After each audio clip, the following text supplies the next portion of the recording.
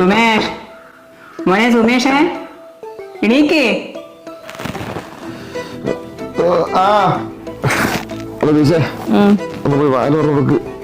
ഞാനൊക്കെ ഉറങ്ങണം. നിങ്ങൾ പോയി തുറക്ക.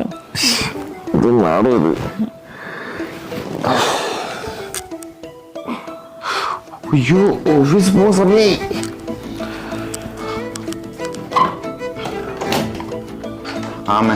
എടാ ചായയും ചോറും ഞാൻ ആക്കി വെച്ചിട്ടുണ്ട്. ഇനി വേഗം ചായ കുടിക്കാൻ നോക്ക്. എനിക്ക് ഓഫീസിൽ പോണ്ടേ. ഇനി ഓളോട് എണീച്ചിട്ടേ ആ ചോറും കറിയിലും ഉച്ചക്കത്തില്ല പാത്രത്തിലാക്കി വെക്കാൻ പറ.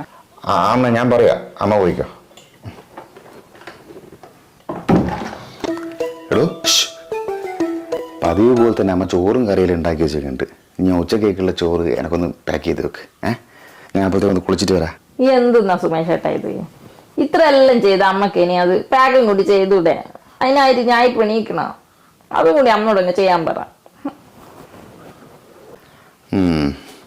എന്നാ പിന്നെ ഒരു കാര്യം ചെയ്യ്.